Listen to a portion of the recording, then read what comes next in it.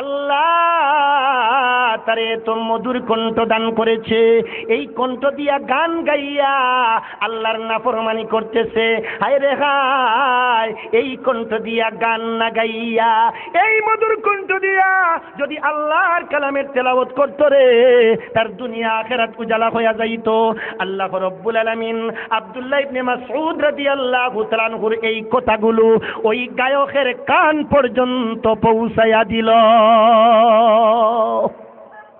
গায়কের কান পর্যন্ত আব্দুল্লাহ ইবনে মাসউদ রাদিয়াল্লাহু তাআলা আনহুর কথাগুলো কে পৌঁছায়া দিছে ভাই?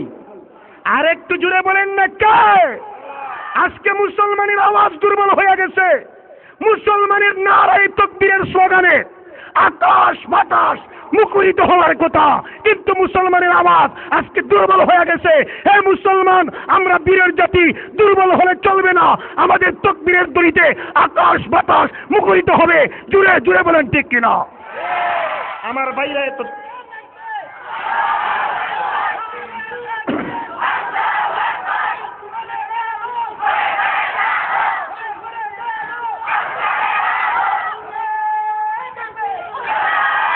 আমার ভাই ও বন্ধুরা, এবার আব্দুল্লাহ ইবনে মাসউদ রাদিয়াল্লাহু তাআলা আনহু যখন বললেন হায় রে হায়, এই লোকটি কত মধুর কণ্ঠে গান গাইতেছে, গান না গাইয়া যদি আল্লাহর কালাম তেলাওয়াত করত, তার দুনিয়া আখিরাত উজালা হয়ে যাইত। একটু জোরে বলেন সুবহানাল্লাহ।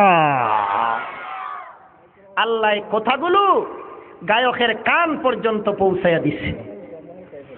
যেই মাত্র গায়কের কান পর্যন্ত আব্দুল্লাহ ইবনে মাসউদ রাদিয়াল্লাহু তাআলা আনহুর কথাগুলো পৌঁছিয়া গেল, সঙ্গে সঙ্গে গায়কের হাতের মধ্যে গানের যন্ত্র ছিল বেহালা, গানের যন্ত্র ছিল একতারা দুতারা। আমার ভাইরা ওই যন্ত্রগুলো জমিনের মধ্যে রেখে দিল, আর বলতে লাগলো যে যুবকের দলেরা, ওই যে একজন মহাপুরুষ যায় রে, ওই মহাপুরুষের পরিচয় কি তোমরা জানো? এবার যুবকের দলে বলতে লাগলো হ্যাঁ হ্যাঁ, ওই মহাপুরুষের পরিচয় আমরা জানি। উনার পরিচয় হইল নবীর সাহাবী আব্দুল্লাহ ইবনে মাসউদ রাদিয়াল্লাহু তাআলা আনহু। একটু জোরে আওয়াজ দিয়ে বলেন সুবহানাল্লাহ। এবার গায়ক বলতে আরম্ভ করলো, যুবকের দলেরা রে,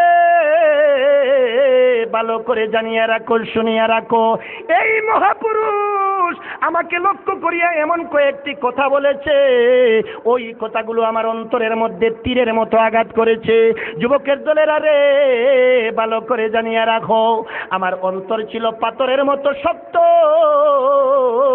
ওই মহাপুরুষের এই মূল্যবান কথাগুলো যাই মাত্র আমার কান পর্যন্ত আসিয়া পৌঁছিয়া গেল, আমি লক্ষ্য করিয়া দেখি রে, আমার অন্তরের মধ্যে তীরের মতো আঘাত করেছে।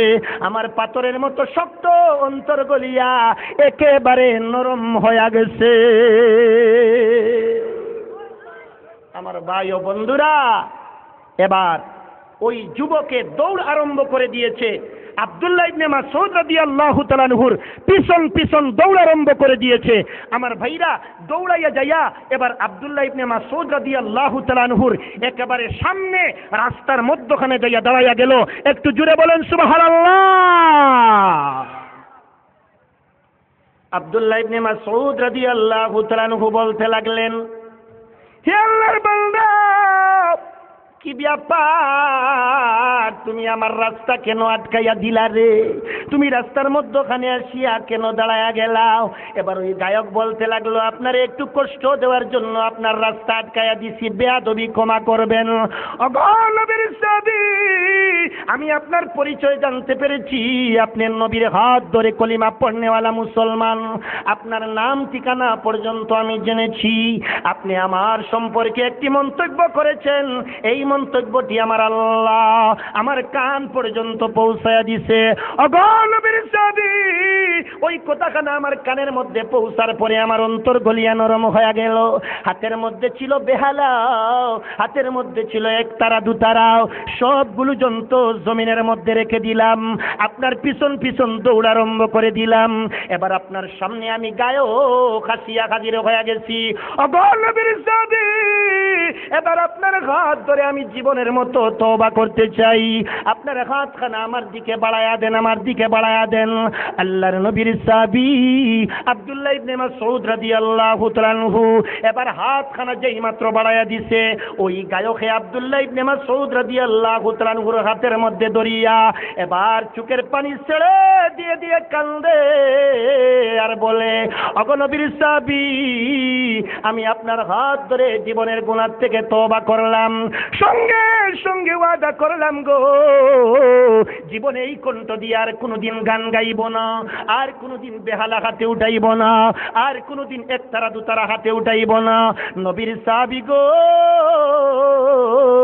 আপনার হাত ধরে ওয়াদা করলাম, বাকি সারাটি জিন্দেগি এই মধুর কণ্ঠ দিয়া আল্লাহর কালামের তেলাওয়াত করে করে আমি আমার মাওলার শুকরিয়া আদায় করব।